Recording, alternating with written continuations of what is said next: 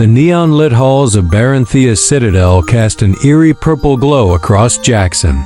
Reed's battle-scarred armor as he stood before the alien nobleman, his patience wearing thinner by the second. The Baron's emerald skin seemed to shimmer with barely contained amusement as he lounged on his crystalline throne surrounded by armed guards, whose trigger fingers twitched with anticipation. My dear human Baron, the draw called his silver eyes glinting with malice. Surely you understand that times are difficult, credits are hard to come by these days. Jackson clenched his jaw, the muscles in his stubbled face tightening. We had a deal, Baron. I cleared out your little Ravager problem, now pay up. The Baron's laughter echoed through the chamber, a sound like breaking glass. Oh, but I have something far more valuable than mere credits to offer you. He gestured to his guards, who disappeared behind an ornate door.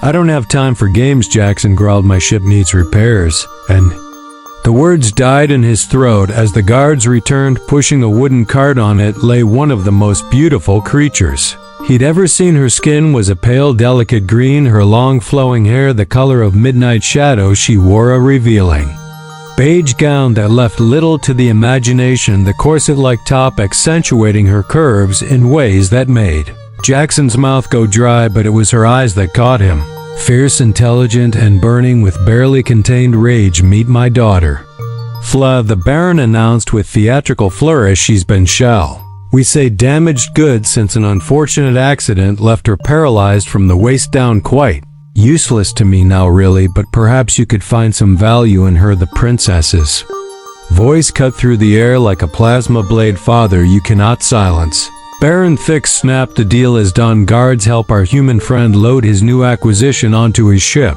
Jackson stared at the Baron, then at the furious princess. This had to be some kind of sick joke, but as he watched the guards roughly manhandle Scylla onto a hover stretcher, he realized the Baron was deadly serious. You can't just give away your own daughter, Jackson protested, even as his mind raced through possibilities.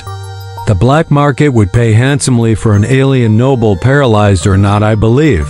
I just did, the Baron replied smoothly. Now, unless you'd prefer, I have my guards escort you out without any compensation at all. Jackson's hand instinctively moved to his sidearm, but he forced it back down. He was good, but not good enough to fight his way through an entire citadel of armed guards. Fine, he spat, but this isn't over, Baron. As he followed the guards carrying Phila toward his ship, he could feel her eyes boring into him. When they were out of earshot of the throne room, she spoke, her voice low and dangerous. If you think I'm going to be some helpless damsel for you to sell off to the highest bidder, you're gravely mistaken, human.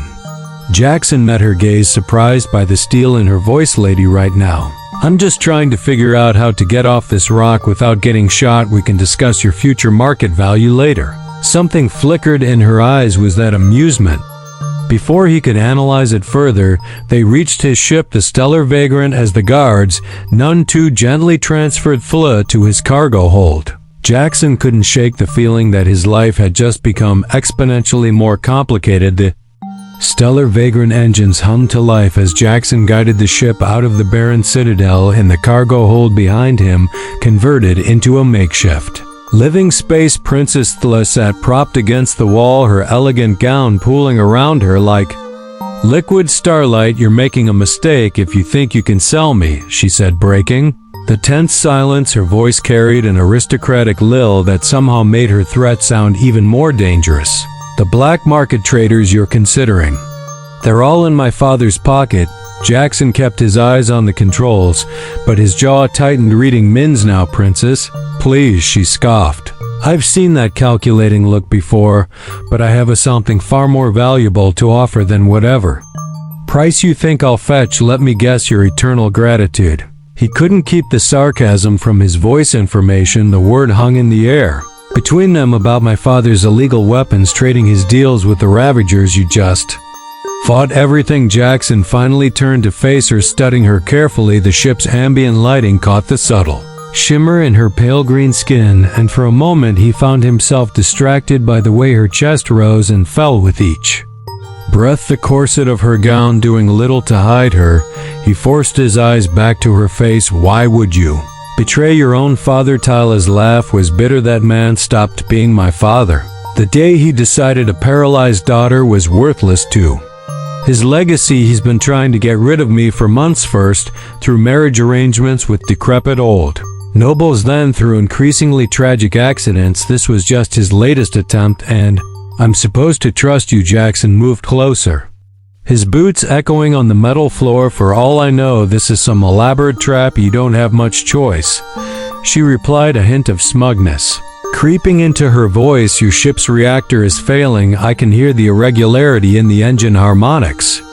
You need credits for repairs, and my information could get you enough to buy 3 new ships. Jackson cursed under his breath. She was right about the reactor. He'd been hoping to fix it with the payment from her father. Fine talk, not yet. Her eyes glittered with intelligence. First, we need to make a deal.